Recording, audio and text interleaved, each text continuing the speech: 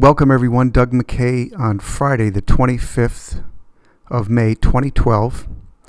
This will be the fourth Friday video in a row that we have the trend in the equity markets is down.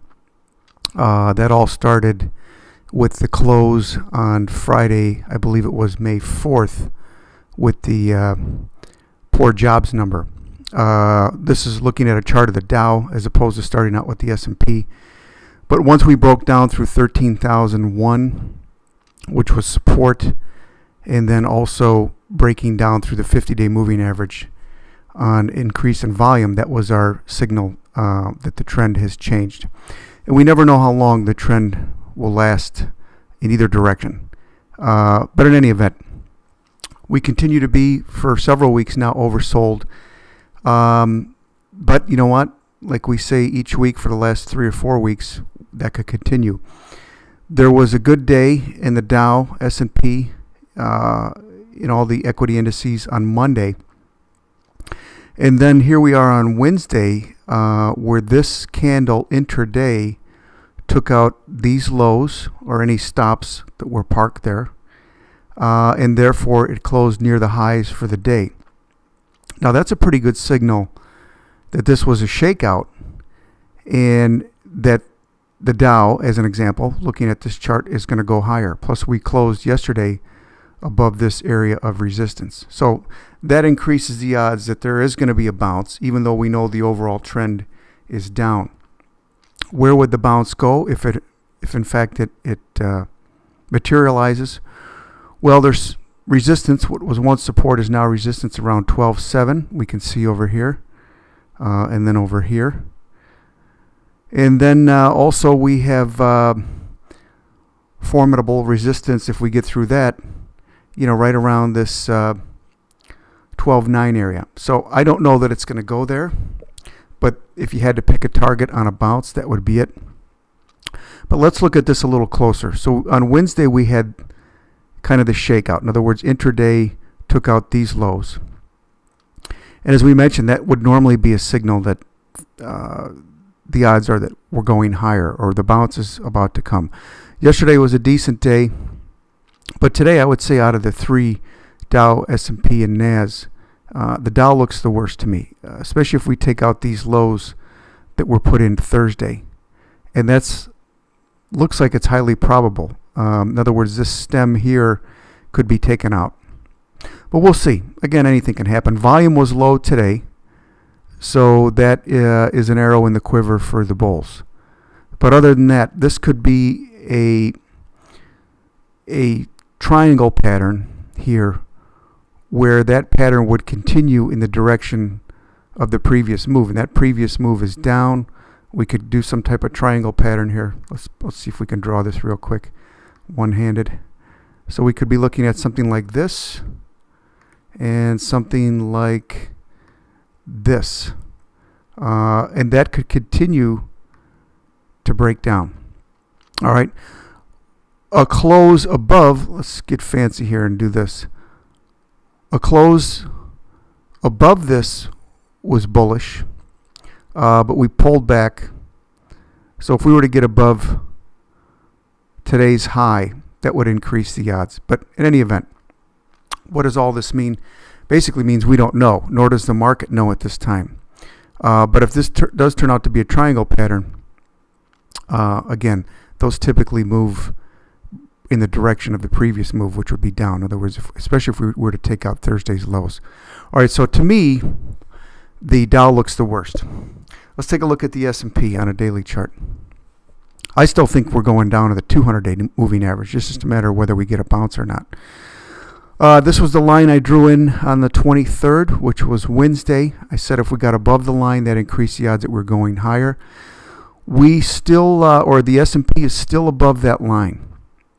Again, for me, this chart looks better than the Dow.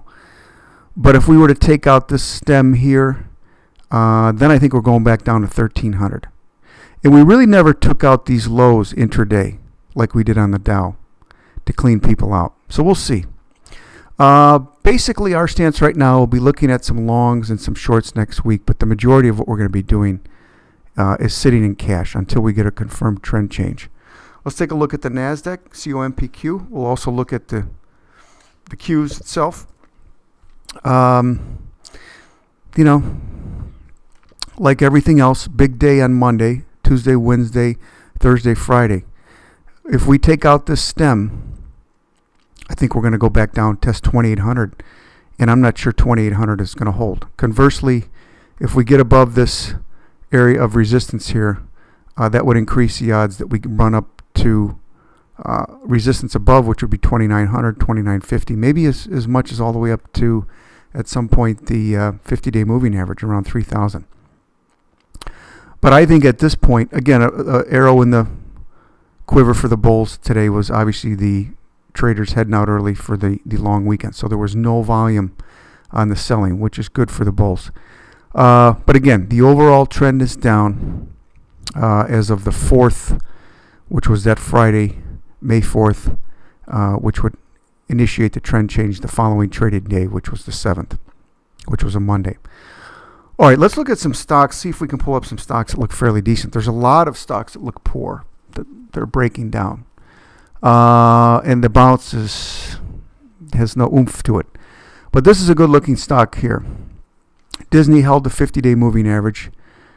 It's back above this line here. If we were to extend this area of resistance that it initially broke out of, it's back above that. So to me, this is a good-looking chart, especially if we take out today's high of around 45. We get back above that, I think that's a go. Some other stocks that aren't hanging in there too well, as an example, Caterpillar. Let's take a look at Intel. I'm just kind of going through some of the Dow stocks. This did fill a gap. This could bounce here. Clearly oversold. Could bounce up to resistance around 26 and change. Let's take a look at Chevron, CVX. You know, again, you shake out these stops in here, reverse higher, but now you'd almost have to say that you want to see it close above this area of resistance. What was once support over here, you break through it, that floor becomes a ceiling.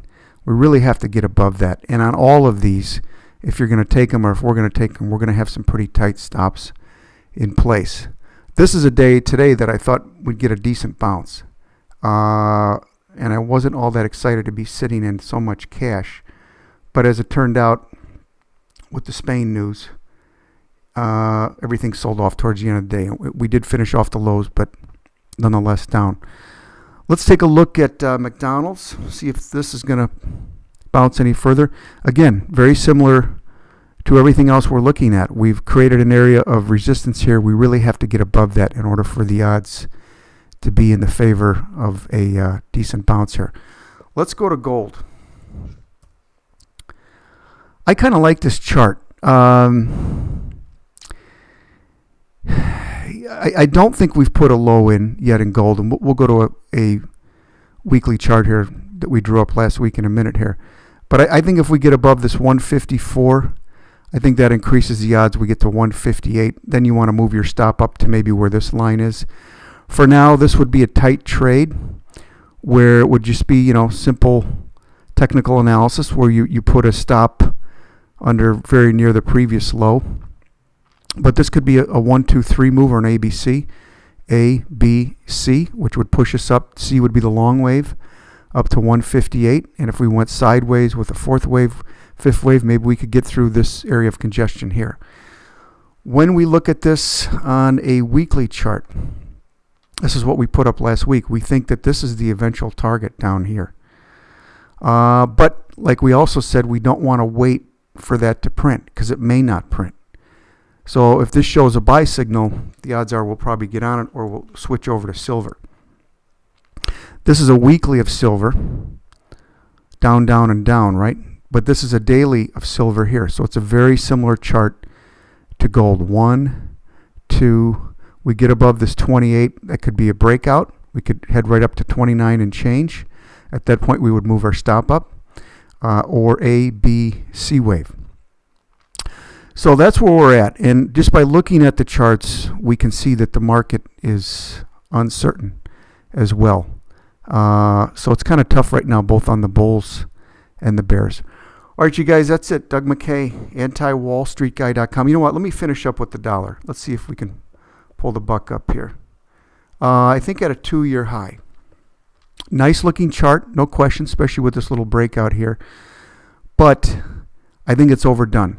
And here's the euro here. And I think this is overdone to the downside. I think there's going to be a bounce here. Do I think the lows are put in? No. But I think there's a bounce here. A lot of times when I see this shooting star with a wick like this, often I see that reverse and head up. So I would not be getting long the dollar here. Not that I don't think it's going to continue to go higher, but I think you're going to get a better entry point. Now, let me do one more thing. Let's finish up with the SH, which is short the S&P, inverse ETF. So there's really a case here that can be made for both the long and the short. When we look at the SPY, and we'll come back to the SH, this looks like, we could move up out of here, right? This triangle could break up. It doesn't have to necessarily break down. But this could move up, no question, right to 135 or 1350 on the S&P. So we could look at this and make a bullish case. But at the same time, we could make a bullish case for the inverse ETF, especially if we were to hold 3760. If we start crawling up around this area, 38 and change, this becomes a target. When we take out this top, that means we're taking out the lows on the S&P and the ETF to SPY. So again, 6 of one, half a dozen of the other at this point. Nothing wrong with being in cash. Pick your stocks that look good, where the patterns look good, where you're above the moving averages, where they're not too far extended, where they're coming out of bases, and go from there. All right, you guys, we'll see you next week. Happy Memorial Day weekend. Be safe.